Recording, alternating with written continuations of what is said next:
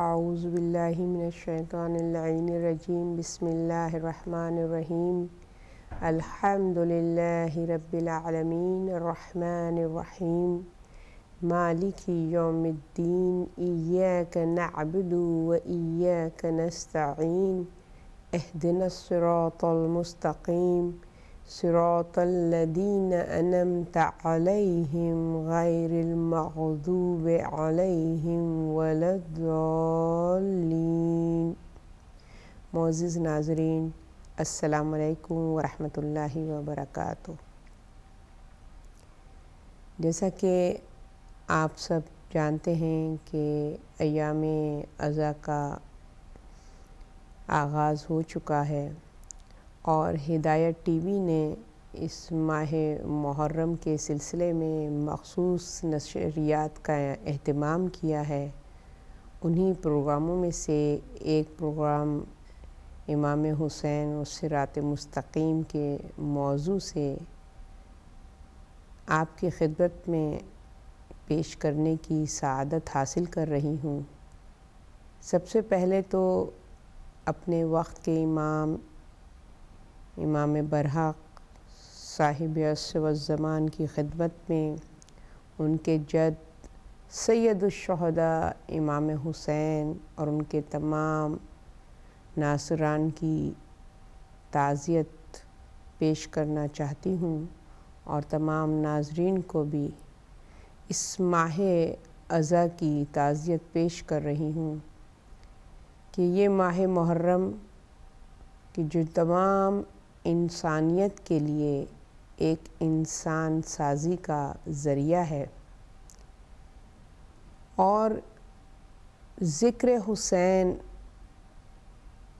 ہمارے لیے ایک بہت بڑی سعادت ہے اور ذریعہ ہدایت ہے، بلکہ میں یہ کہوں گی یہ ایسی دانشگاہ ہے، ایسی مدرسہ ہے کہ جہاں جو بھی خلوص نیت کے ساتھ اس مجلس میں شریک ہوتا ہے تو وہ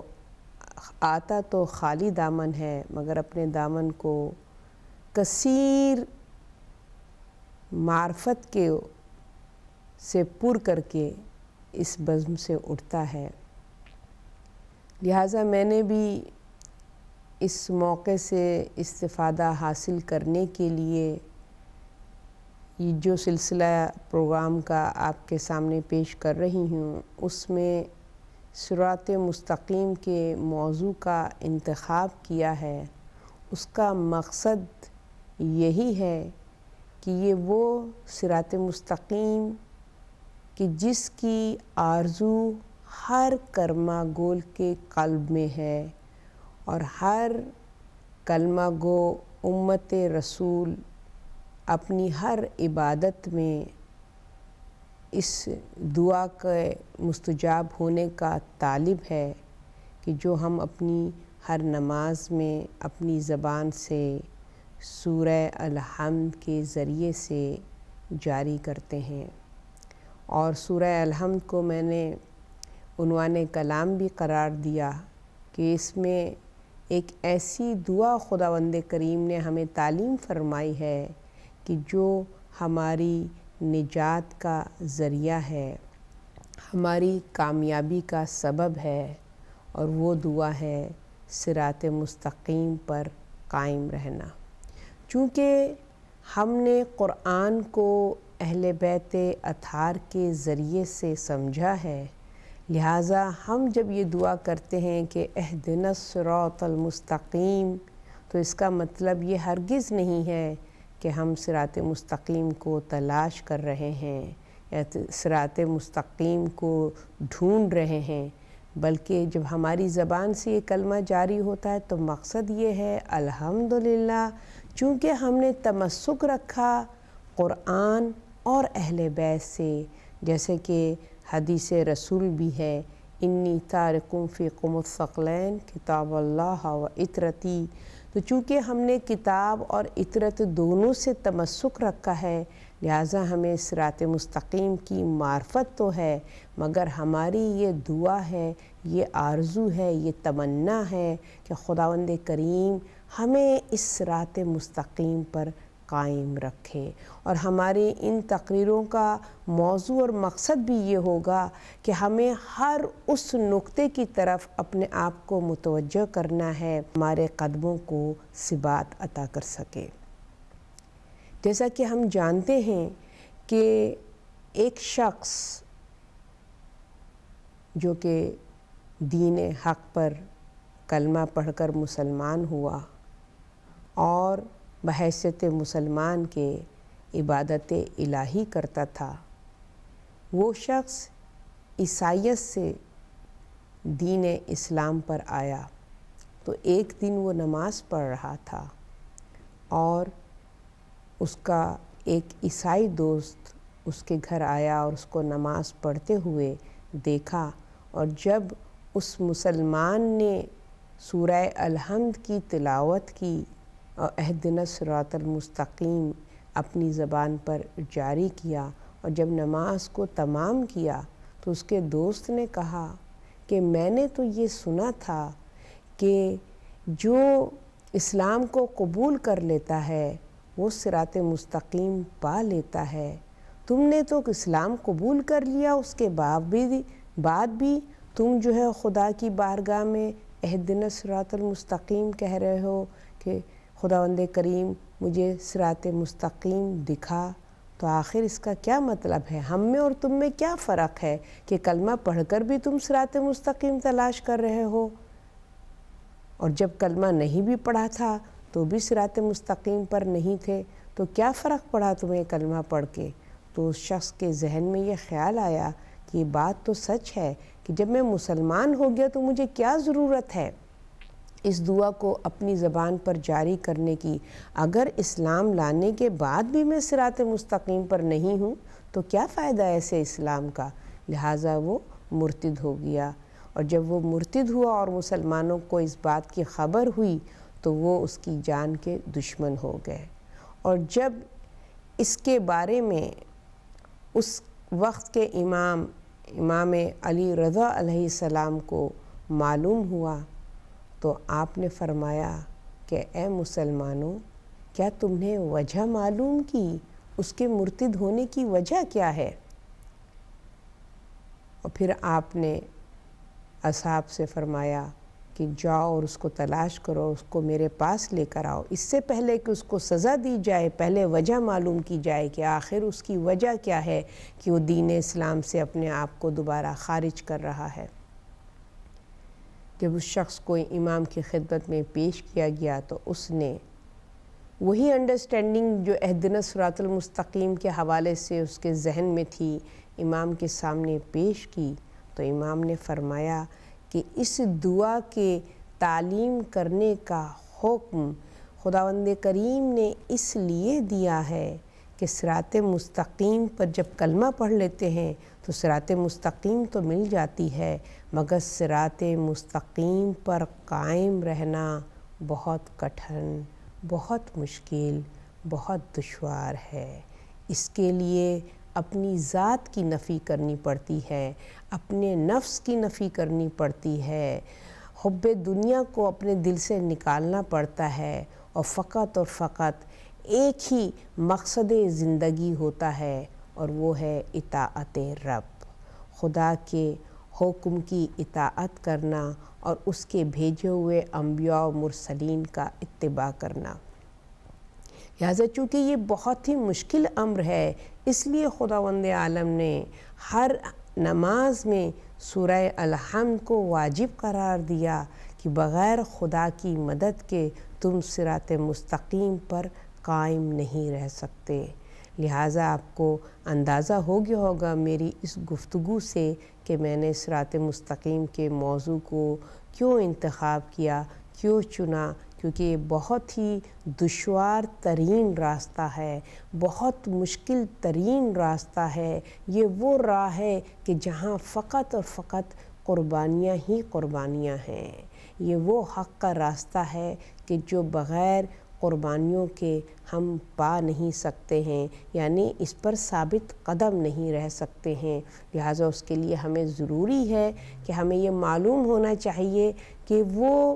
کون سے عمل ہیں، وہ کون سے طریقے ہیں کہ جن کو ہم اپنائیں گے تو ہمارے قدموں کو ثبات حاصل ہوگی اور ہم صراط مستقیم پر قائم رہیں گے۔ تو اس کے لیے ضروری ہے کہ ہم اس کردار کو اپنے لیے نمونہ بنائیں کہ جس نے اتنے بہترین انداز سے، اتنے بہترین طریقے سے صراط مستقیم پر قائم رہنے کا طریقہ بتایا ہے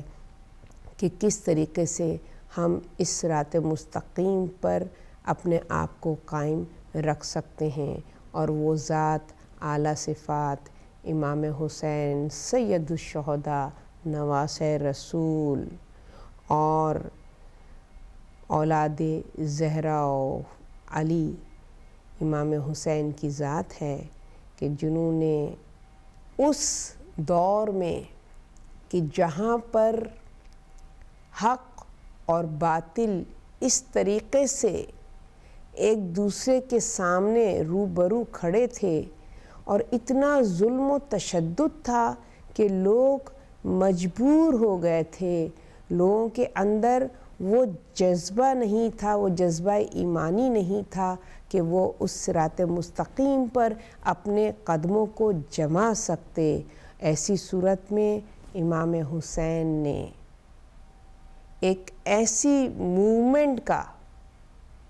آغاز کیا کہ جس نے سوتے ہوئے ذہنوں کو جھنجھوڑ دیا، غفلت میں پڑے ہوئے مسلمانوں کو بیدار کیا اور کہا کہ اے کمزور عقیدہ اور ایمان رکھنے والوں، بیدار ہو جاؤ اور حق کے راستے پر تم جب آ ہی گئے ہو تو اس حق کے راستے پر مسلسل چلو تاکہ تم اپنی منزل کو پا لو۔ صرف راستے کا جان لینا کافی نہیں ہے بلکہ اس پر چلنا بھی پڑتا ہے، اور یہ وہ راہ ہے جس پر چلنے کے لیے پاؤں میں آبلے بھی پڑتے ہیں، پاؤں میں چھالے بھی پڑتے ہیں، خاردار کانٹے بھی ہیں جو تمہارے پاؤں کو، تمہارے قدموں کو لہو لہان کر دیں گے۔ مگر میں نواسۂ رسول تم سے یہ وعدہ کرتا ہوں کہ اگر تم نے اس دشوار راستے کا انتخاب کیا کہ جس میں ایثار اور قربانی ہے، تو میں تم سے وعدہ کرتا ہوں کہ تمہاری منزل جنت ہے۔ تم جنت کے طالب نہیں ہوگے بلکہ جنت خود تمہارا انتظار کرے گی۔ لہٰذا امام حسین کے کردار کی روشنی میں ہم صراط مستقیم پر کو پہچاننے کی کہ کس طریقے سے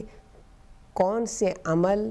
ہم بجا لائیں کہ جس پہ چلنے سے ہم اس سفر کو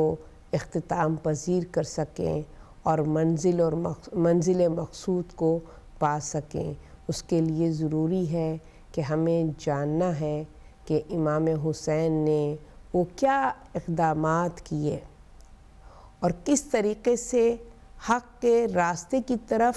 لوگوں کو متوجہ کیا کہ جو سمجھتے تھے کہ وہ جس راستے پر ہیں وہ حق کا راستہ ہے، بجائے اس کے کہ وہ حق کے راستے کی طرف گامزن ہوتے اپنے راستے کو حق کا راستہ سمجھنے لگے۔ ظلم و تشدد کرنے والے سمجھے کہ یہی ہمارا راستہ حق کا راستہ ہے، خدا کی نافرمانی کرنے والے سمجھے یہی راستہ صراط مستقیم ہے۔ تکبر اور غرور اور حرام خوری کرنے والے سمجھے کہ انہی کا راستہ حق کا راستہ ہے۔ کیوں؟ کیونکہ انہوں نے کلمہ پڑھا ہے، وہ مسلمان ہیں، اور چونکہ مسلمان ہونے کی وجہ سے، امت رسول ہونے کی وجہ سے رسول خدا ان کی بخشش کروا دیں گے۔ یعنی ان کو نہ رسول کی معرفت تھی، نہ دین حق کی معرفت تھی۔ وہ دین کہ جو دین حق ہے، وہ کتاب الہی جو اس دین پر چلانے کے لیے ہمارے اوپر نازل کی گئی، وہ کتاب حق ہے۔ وہ رہبر و ہادی کہ جو ایک سلسلہ طویل، ایک تسلسل کے ساتھ انبیاء و مرسلین کا سلسلہ، پھر اس کے بعد ائمہ طاہرین کا سلسلہ جو عین حق ہے، ان تمام چیزوں سے غافل ہو کر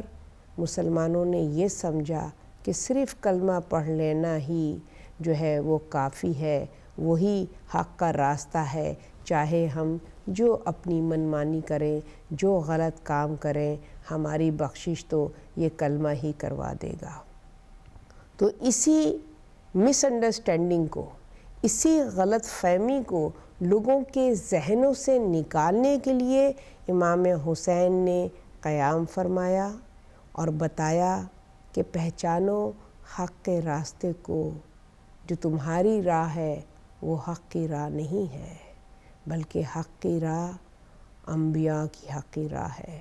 اوصیاء کی راہ حق کی راہ ہے، ائمہ طاہرین کی راہ حق کی راہ ہے۔ اور پھر آپ نے ظلم کے خلاف قیام کیا کہ جہاں ظلم ہے وہاں حق نہیں ہے۔ اور اس طریقے سے جیسے کہ ہم سب جانتے ہیں کہ امام حسین وہ ذات والا صفات کہ جس کی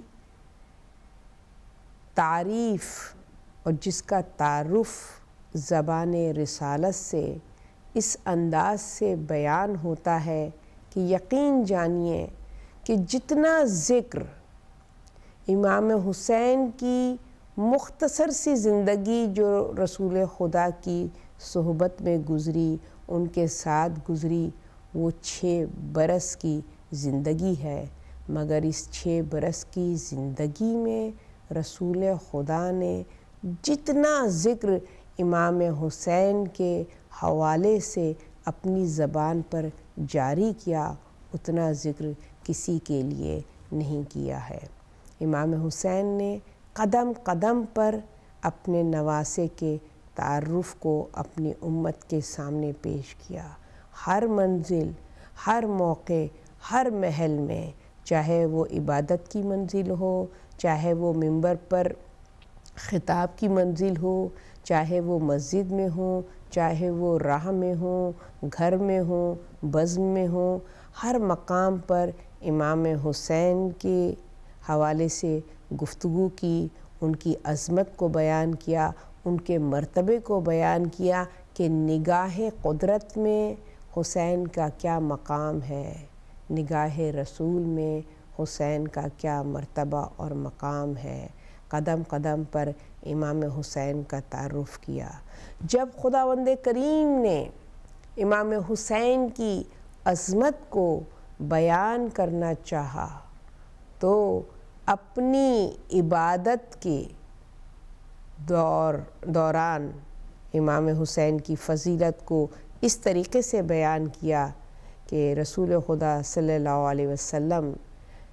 سجدہ خالق میں سر کو جھکائے ہوئے حالت نماز میں، اور امام حسین آپ کی پشت پر ہے، اور آپ کے پیچھے آپ کی امت جو ہے وہ آپ کے پیچھے نماز کو ادا کر رہی ہے، اور رسول خدا سجدے کو طول دیتے ہیں، اور اتنا طول دیتے ہیں۔ کون طول دے رہا ہے سجدے کو؟ کہ جس کے لیے خداوند عالم ارشاد فرماتا ہے کہ رسول بولتا ہماری مرضی سے ہے، چلتا ہماری مرضی سے ہے، بیٹھتا ہماری مرضی سے ہے، قیام کرتا ہماری مرضی سے، یعنی رسول کا ہر عمل، ہر ایکشن، ہر حرکت و سکنات وحی ربانی کی تابع ہے۔ وہ رسول اگر سجدے کو طول دے رہا ہے تو کبھی شک نہ کرنا، یعنی حکم الہی ہے کہ جب تک تمہارے پشت پر ہے میرے حبیب تمہارا نواسہ موجود ہے، سجدے سے سر کو نہ اٹھانا۔ اور سجدے کے ذکر کو 70 بار رسول خدا صلی اللہ علیہ وسلم نے اپنی زبان سے جاری کیا ہے۔ اور جب امام حسین آپ کی پشت مبارک سے ہٹے ہیں تو آپ نے اپنے سر کو سجدہ خالق سے اٹھایا ہے۔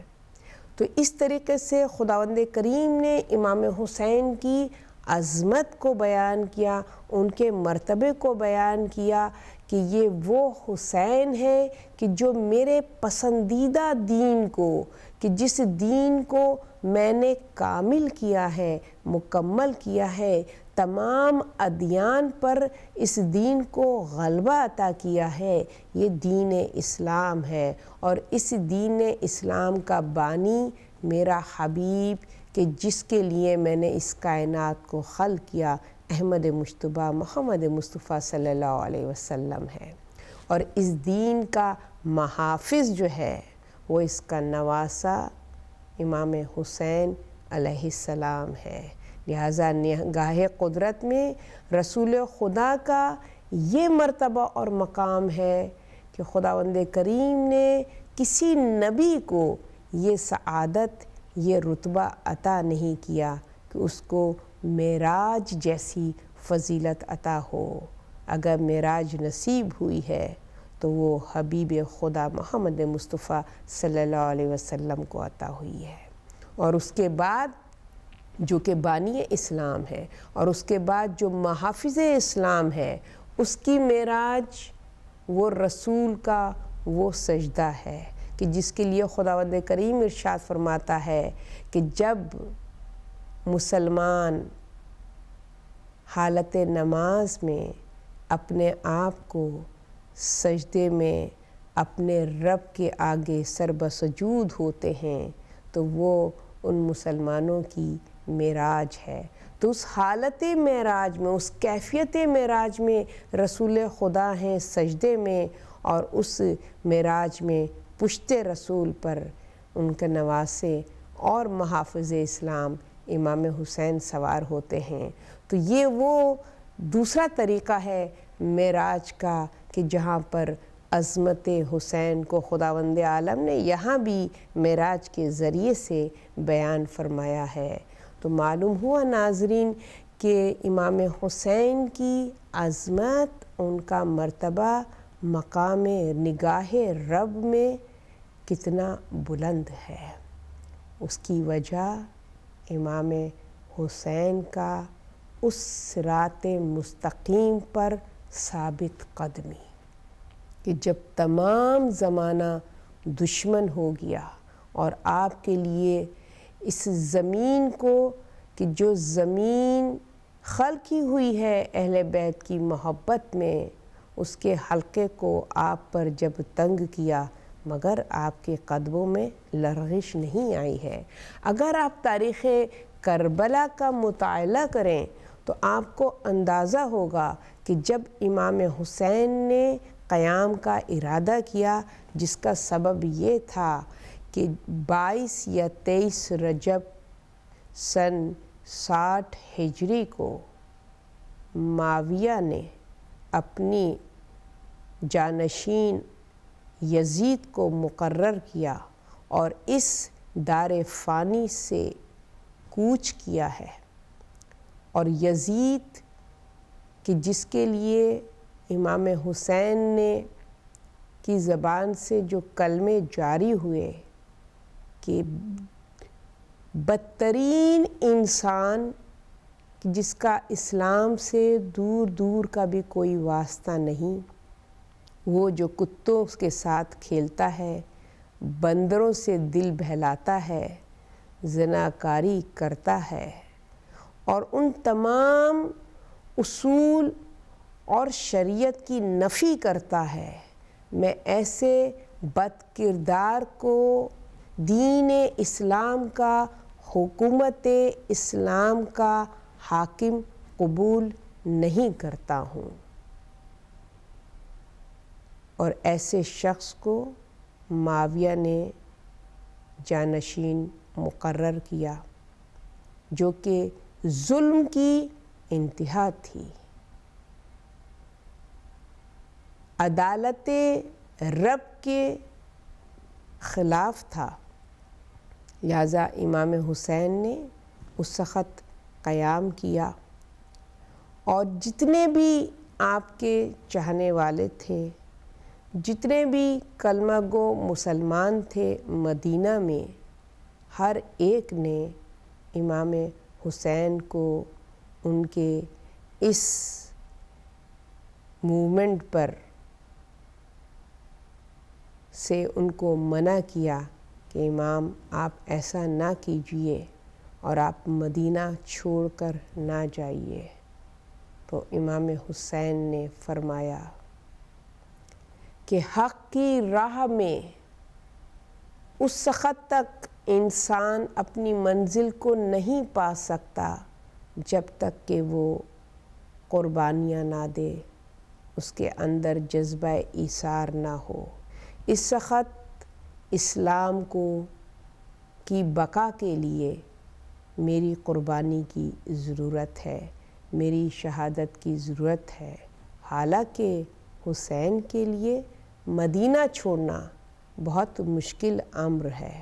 اور اس بات کا اظہار امام حسین نے اپنے نانا رسول خدا صلی اللہ علیہ وسلم کی قبر اطہر سے جب آخری بار زیارت کی ہے تو آپ نے اپنے ان جذبات کا اظہار کیا ہے کہ اے نانا، آپ کی امت کا شکوہ لے کر میں آپ کی خدمت میں حاضر ہوا ہوں۔ کلمہ گو مسلمانوں نے ظلم کی انتہا کر دی، اپنے اوپر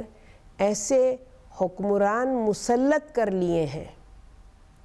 کہ حب ذات، حب مال اور حب دنیا سے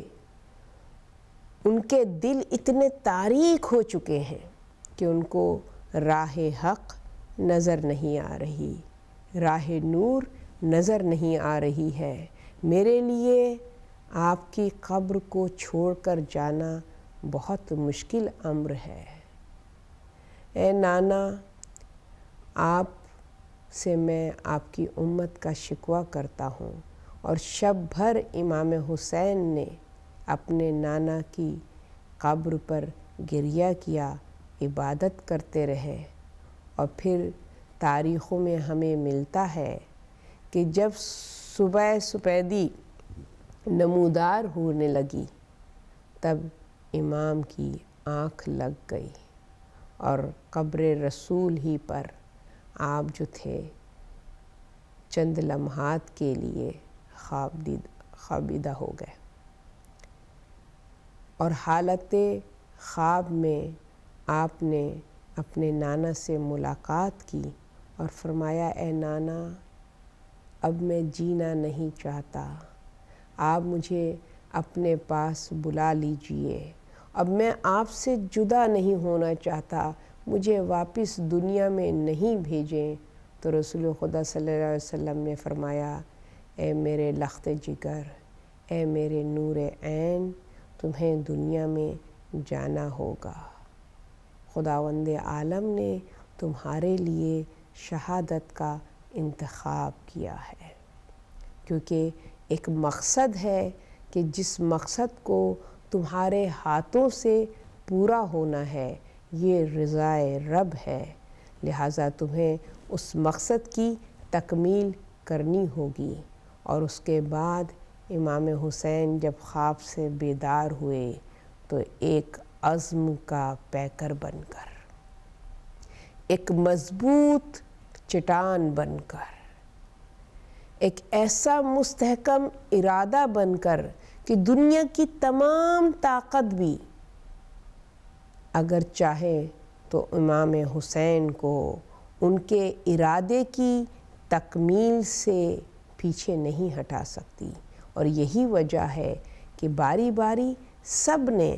آپ سے یہ درخواست کی، کچھ چاہنے والے تھے، کچھ ریاکار تھے، کچھ دکھاوے کی محبت کرنے والے تھے کہ امام برحق آپ مدینہ چھوڑ کر نہ جائیں، آپ کے لیے مدینہ چھوڑ کر جانا آپ کی جان کی سلامتی کے لیے خطرہ ہے۔ مگر امام حسین نے کسی کی پرواہ نہیں کی اور آپ نے سفر کا ارادہ کیا۔ سفر کا ارادہ آپ نے جب کیا ہے، جیسا کہ میں نے پہلے عرض کیا کہ 22 یا 23 رجب کو معاویہ کی موت کی خبر ملی ہے، اور اس کے بعد یزید کے حکم کے مطابق قاصد خط لے کر والی مدینہ کے پاس آیا ہے۔ ولید بن عتبہ مدینہ کا والی تھا، حاکم تھا، اور اس نے یزید کے خط میں جو اس نے تحریر کیا تھا اس حکم کی تعمیل کرتے ہوئے امام حسین کو اپنے دربار میں بلایا، اور امام حسین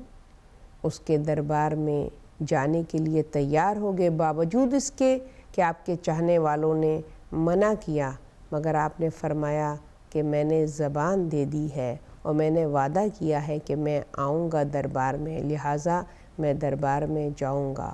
اور جانے سے پہلے آپ نے اپنے عزیز و اقارب کو جمع کیا، جوان بنی ہاشم کے سامنے اپنے ارادے کو بیان فرمایا، اور اس کے بعد آپ اپنے جوانوں کے ساتھ، اپنے عزیز و اقارب کے ساتھ دربار کی طرف روانہ ہوئے، اور حکم دیا اپنے جوانوں سے کہ جس کے سپہ سالار حضرت عباس تھے، اور آپ نے فرمایا کہ میں دربار میں جاؤں گا اور گفتگو کروں گا، اور اگر میری آواز میں تم کو جو ہے کچھ تلخی محسوس ہو تو تم لوگ فوراً دربار میں داخل ہو جانا۔ امام حسین دربار میں گئے جہاں مروان بن حکم بھی موجود تھا۔ جیسا کہ آپ سب جانتے ہیں کہ یہ وہ کون ملعون ہے کہ جس کے باپ دادا کو رسول خدا نے مدینہ سے باہر نکال دیا تھا۔ اتنا بد کردار خاندان، اور اس خاندان کا فرد مروان بھی دربار میں موجود تھا، اور ولید نے یزید کے پیغام کو پہنچایا تو امام نے فرمایا کہ میں شب کی تاریکی میں، کیونکہ جب دربار میں بلایا تھا تو کافی شب کا حصہ گزر چکا تھا، تو آپ نے فرمایا کہ میں کوئی بھی فیصلہ چھپ کے یا شب کی تاریکی میں نہیں کروں گا، تم روشنی کا انتظار کرو اور میں دن میں اپنے فیصلے سے تمہیں مطلع کروں گا۔ کیونکہ امام حکمت جانتے تھے، مصلحت جانتے تھے کہ چاروں طرف دشمن ہیں، اور وہ ماحول ہے کہ ایسے ماحول میں مسلمانوں کی پرورش ہوئی ہے کہ جہاں پر جھوٹی روایتیں، جھوٹی حدیثیں گڑھی گئی ہیں، اور نہ جانے کن کن باتوں کو کہ جن کا اہل بیت اطہار سے کوئی واسطہ بھی نہیں ان سے منسوب کر دی گئی ہیں۔ وہ اپنے گزرے ہوئے ماضی کے وقت سے بھی واقف تھے کہ کس طریقے سے زمانے نے یہ تک کہہ دیا کہ مولا کائنات نے جو ہے مصلحتاً بیعت کر لی تھی، یا امام حسن نے معاویہ کی حکومت کو قبول کر لیا تھا، حالانکہ ایسا کوئی سلسلہ نہیں تھا، کسی قسم کا ایسا کوئی سلسلہ نہیں تھا۔ لہٰذا امام حسین جانتے تھے کہ جھوٹے راویان اور دشمنان اہل بیت اسی طریقے کی کوئی کہانی گڑھ کے آئندہ آنے والی نسلوں کے لیے یزید کی حکومت کو جسٹیفائی کرنے کی کوشش کریں گے۔ لہٰذا امام نے فرمایا کہ میں شب کی تاریکی میں کوئی فیصلہ نہیں کروں گا، دن کی روشنی ہونے دو، اس کے بعد میں اپنے ارادے سے تم کو مطلع کروں گا۔ اور پھر آپ نے دن کی روشنی میں ایک فیصلہ کیا، اور ایک ایسا فیصلہ کہ جس نے آپ سے پہلے جو سلسلہ امامت مولا کائنات اور حضرت امام حسن کے ذریعے سے جاری تھا ان کی بھی تصدیق کی، اور آئندہ آنے والے ائمہ طاہرین کے بھی فکر کو بیان فرمایا، اور آپ نے ایک جملہ اپنی زبان سے جاری کیا۔ پہلے یزید کے حوالے سے گفتگو کی کہ یزید کون ہے اس کا کیا دین ہے، اس کا کیا کردار ہے، اس کا کیا کریکٹر ہے، اس کا تعارف اس کے کریکٹر سے کروایا، اس کے خاندان سے نہیں کروایا، اس کا تعارف اس کے کردار سے کروایا۔ یعنی بتانا چاہتے ہیں کہ آئندہ آنے والے لوگ یہ کہیں گے کہ دو خاندانوں کی جنگ تھی۔ امام حسین کے ان جملوں نے اس بات کی بھی تردید کر دی کہ خبردار یہ مت کہنا کہ دو خاندانوں کی جنگ تھی، بلکہ یہ کہو دو کرداروں کی جنگ تھی۔ ایک کردار حق پہ تھا اور ایک کردار باطل تھا، ایک کردار ملکوتی تھا اور ایک کردار شیطانی تھا۔ لہٰذا امام حسین نے یزید کے کردار کو لوگوں کے سامنے پیش کیا کہ اے غافل کلمہ پڑھنے والوں، میرے نانا کے امتیوں، بیدار ہو جاؤ۔ اپنے سر پہ کیسے حاکم کو مسلط کر رہے ہو کہ جس کا دین سے دور دور کا کوئی واسطہ نہیں ہے، جس کا کردار اتنا زیادہ ابتر ہے، پستی میں ہم اس کا انکار اور اس کی نفی کرتے رہیں گے، کیونکہ اسلام کا ایسے حاکموں سے دور دور کا بھی کوئی واسطہ نہیں ہے۔ لہٰذا حکومت اسلامی کے لیے جیسے حکمران کی ضرورت ہے، اس کے حوالے سے بھی امام حسین نے تعارف پیش کیا کہ اسلامی حاکم وہ ہوتا ہے جو خدا اور رسول کی اطاعت کرتا ہے، جو حق پسند ہوتا ہے، جو عدل و انصاف کو قائم رکھتا ہے، کہ جو روز محشر کے خوف سے لرزتا رہتا ہے کہ وہ دن جو حساب کتاب کا دن ہے، ہم سب کو اپنے اعمال کا جواب دہ ہونا ہے۔ تو ایک ایسا امام حسین نے واضح فرق بتا دیا کہ اسلامی حکومت کے حکمران کی کیا خصوصیات ہونی چاہیے، کس قسم کا اس کا کردار ہونا چاہیے۔ آئندہ آنے والے مسلمانوں کو بھی بیدار کیا ہے، آج کے زمانے کے مسلمانوں کو بھی بیدار کرتے ہوئے میرا مولا فرماتے ہیں کہ ہم مسلمانوں، آج بھی جو ظلم و جور ہو رہا ہے، جو ستم ہو رہا ہے، پہچانو اور جانو کہ اسلامی حکمران جو ہیں وہ ان کا اسلام سے کہیں دور دور کا واسطہ نہیں ہے، کیونکہ جہاں پر اسلام کے قوانین کی پابندی ہوتی ہے وہاں عدل و انصاف ہوتا ہے، وہاں ظلم و جور نہیں ہوتا ہے، کیونکہ خداوند کریم نے ارشاد فرمایا ہے کہ دین اسلام دین حق ہے، قرآن حق ہے، انبیاء حق ہیں، ائمہ حق ہیں، قیامت حق ہے۔ یعنی یہ تمام چیزیں کہ جس کی نسبت ذات رب العزت سے ہے